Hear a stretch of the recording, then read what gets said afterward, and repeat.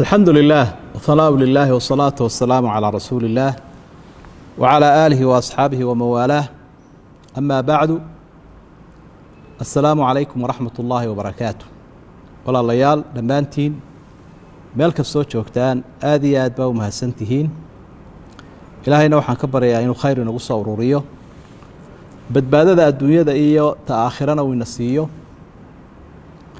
balaayooyinka wareegayana inuu ilaahay naga nabadgeliyo waayo isagaa dhib iyo dheef labadaba rabbile subxaanahu wa tacaala kelmaddan kooban in shaa allahu waxay ku saabsan tahay wacyigelin tii aynu wadnay baryahanba la sii xidhiidha oo cudurradan laga cabanaya wabaaga ah iyo wacyigelintii aynu shanta jumcaba soo wadnay ayay la xidhiidhaa waxaa intaa sii raaca uun iyadana baraarujin kale oo aynu ku dari lahayn insha allahu markaa wacyigelintu hay dambayse ee baraarujintu waxa weeye ku saabsan tahay su-aalo labadii maalmood ee u dambeeyey nagu soo noqnoqonayey haddaan nahay imaamiyada masaajidada oo markaa dadweynuhu xoogaa buuqa ay ka sameeyeen taasoo ahayd masaajidada miyaana laga xidhayaa oo idinkiina fatwa bixiseen xukuumaddiina iyo ama guddidiina dee waxay iclaamisteen masaajidadii la qufulayo dadkaasi waa dadkii jeclaa masaajidada iyo inay ku cibaadaystaan oo runtii aynu u mahadnaqayno abateedka u leeyihiin cibaadada marka taasi waxay runtii ku habboonaatay in wax laga yidhaahdo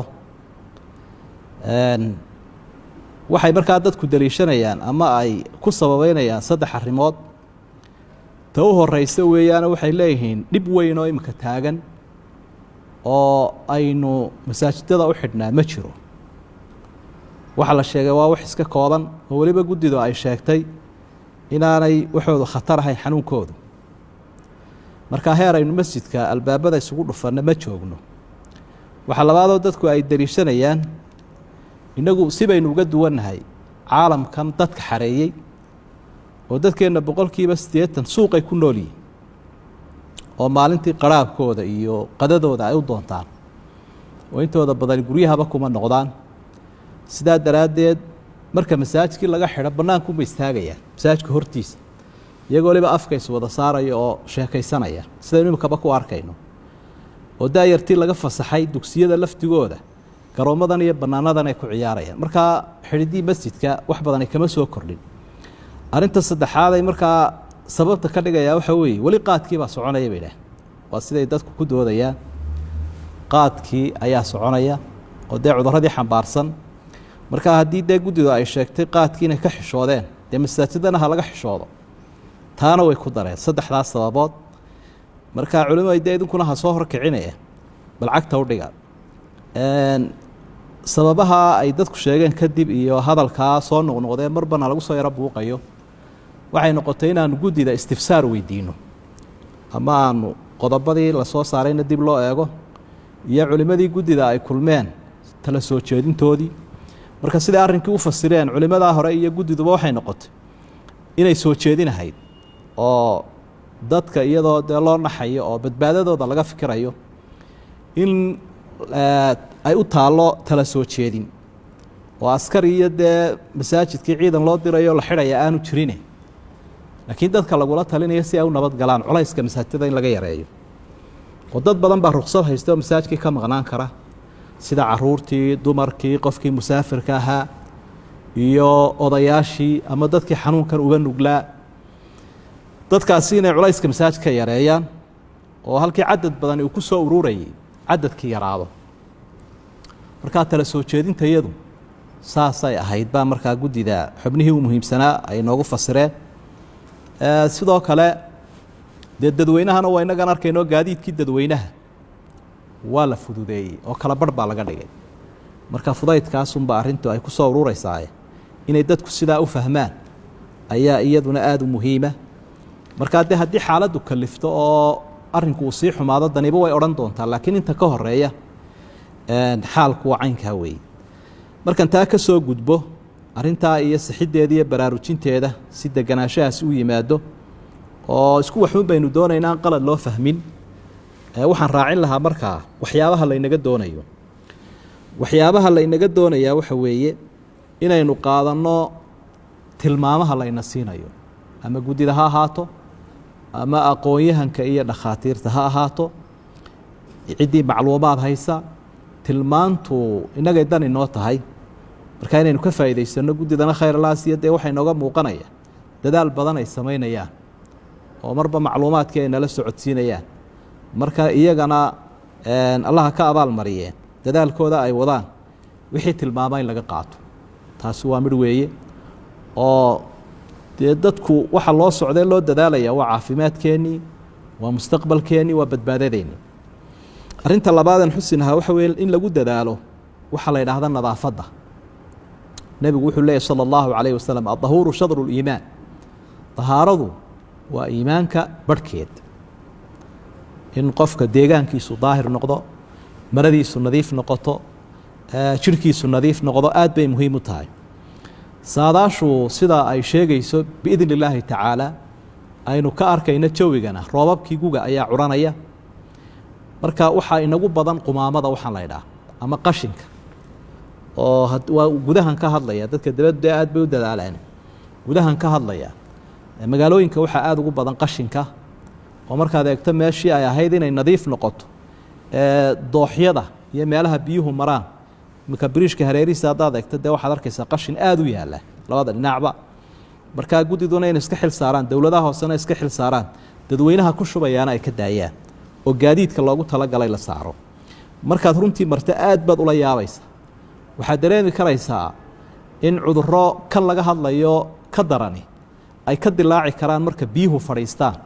meeshaa lagu shubay bulaacadda iyo qashinka ee duqsigu uu ka soo karayo arrintaa aad baan u baraarujin lahaa waddanka gudihiisa waxa labaadoo iyadana aan sixi lahaa dadkao dhan maaha laakiin dadka qaarkood baa waxay caadaysteen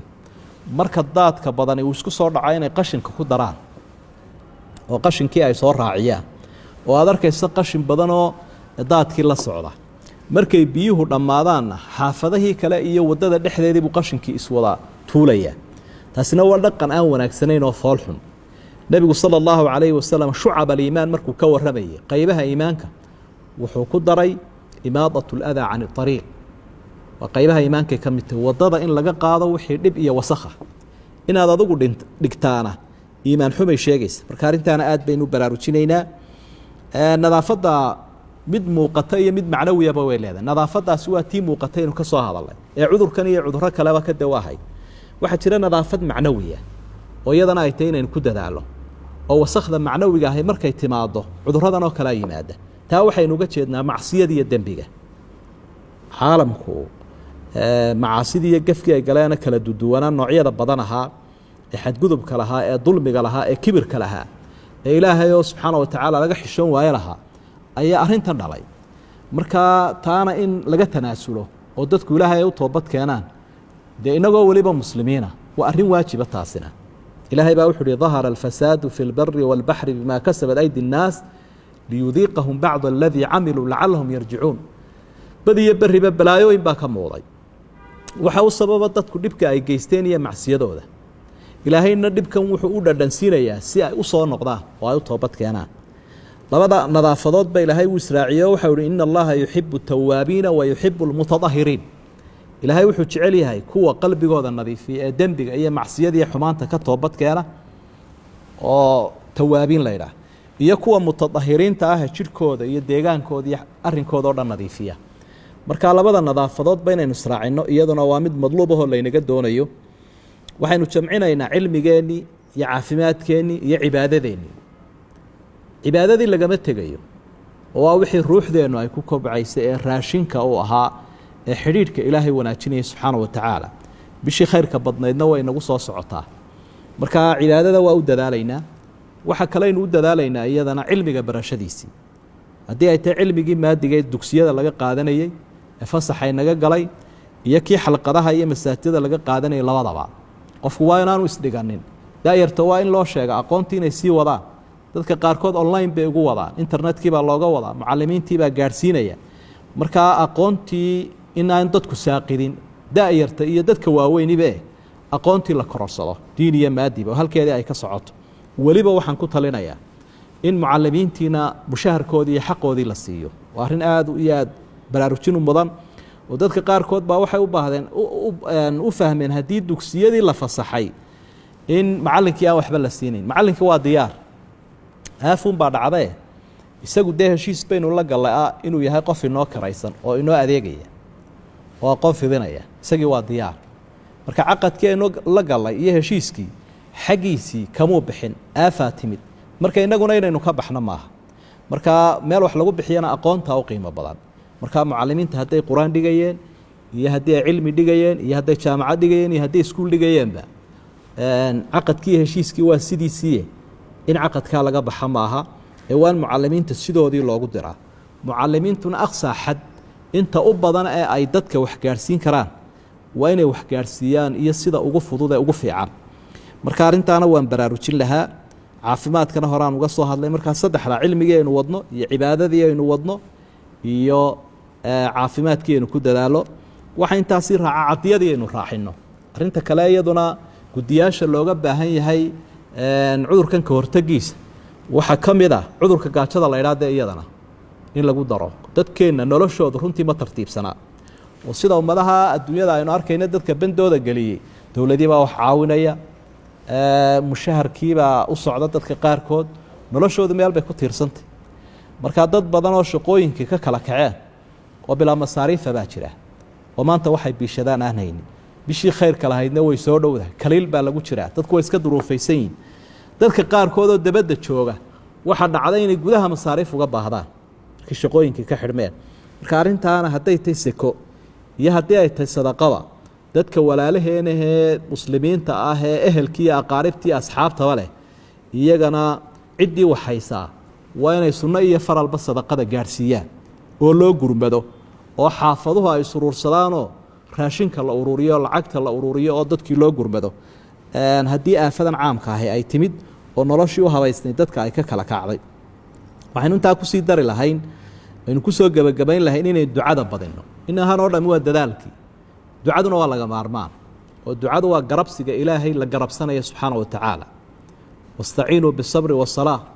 ilaahay baa loo cararaya cibaadadiisa iyo baryadiisa iyaaka nacbudu wa iyaaka nastaciin ilaaha waa ku caabudaynaa laakiin gargaar baanu kaa doonaynaa nebiguna sala allahu calayhi wasalam waxa uu xusay adducaau yanfac mima nazala wa mima lam yanzil ducadu waxay wax ka tartaa balaayada soo degtay iyo ta soo socota labadaba ilaahay ducada iyo baryada ayuu ku joojiyaa nafteenaynu ducaysanaynaa muslimiintaynu ka naxaynaynu u ducaynaynaa kuweenii dhintay ama cudurkan ha ku dhintaan ama mid kaleba ha ku dhintaan ayaynu ducaynaynaa waxaynu ducaynaynaa kuweenna buka iyagana dhibaatadu ay haysato ama dhakhaatiirta ku cadilana ku dhiban iyo qof kastoo muslima oo dhibanba labada muslimiinta kala maqani markay isu duceeyaanna malag baa wuxuu leeyahay siduu nebigu inoo sheegay sala allahu calayhi wasalam aamiin walaka bimithli allaha ka aqbal adiguna intaa in la eg baad leedahay marka arrimaha dhowrka ah ayaan baraarujin lahaa iyo dareenkaasoo aynu saxno insha allahu tacaala iyo dadaalkeennuna inuu noqdo wada jir dadaalkeenna iyo ducadeennuba inuu wada jir noqdo oo isku dhan baa loo socdaa aan la iska hor imanina la isla fahmo wax lana wada tashado waxna la wada hirgeliyo taasaa inoo ballana aad iyo aadna waa u mahadsantihiin ilaahayna waxaan ka baryayaa qowlkeenna iyo ficilkeennaba mid saxoo sawaaba inuu ka dhigo wajazaakum allahu khayra wasalaamu calaykum waraxmat ullaahi wabarakaatu